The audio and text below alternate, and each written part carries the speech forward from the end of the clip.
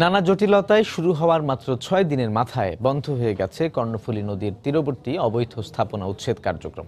প্রথম দফায় ২৩০টি স্থাপনা উচ্ছেদের পর বাকি ২ দফায় আরও ১৮৫০ স্থাপনা অপসারণের কথা থাকলেও বন্ধ হয়ে যায় অভিযান। এ অবস্থায় বর্ষা মৌসুমে নগরীর জলাবদ্ধতা আরও প্রকট হওয়ার শঙ্কা সৃষ্টি হয়েছে। জেলা প্রশাসকের দাবি, বাজেট স্বল্পতার পাশাপাশি প্রশাসনিক সিদ্ধান্তের কারণে উচ্ছেদ বন্ধ রাখা হয়েছে। বিস্তারিত জানাচ্ছেন কমল দে।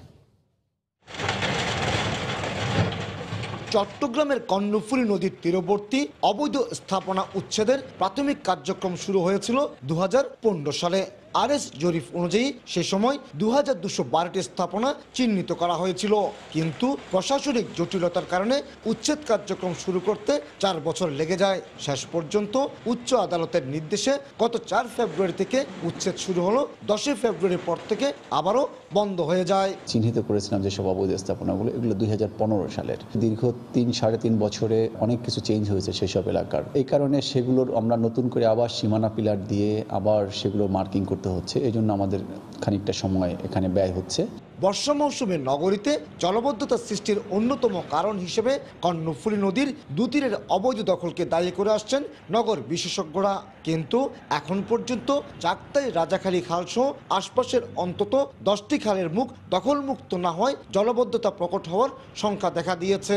অতি সত্বর যদি দখলদার উচ্ছেদ কার্যক্রম শুরু করা না হয়, তাহলে চাকতাই, রাজাখালী খাল এবং অন্যান্য যে সমস্ত খালের পানিগুলো, মহানগরীর পানিগুলো কর্ণফুলীতে নিষ্কাশিত হয়, সেই পানিগুলো নিষ্কাশিত হতে বাধাগ্রস্ত হবে এবং চট্টগ্রাম মহানগরী জলাবদ্ধতার কবলে পড়বে। কঠোর একটা রাজনৈতিক সিদ্ধান্ত চাই সরকারের কাছে। কর্ণফুলীকে দখলমুক্ত করবেন এবং উচ্ছেদ করে জনগণের যে বিনোদন এবং অধিকার, সে অধিকারটুকু ফিরিয়ে দেবেন।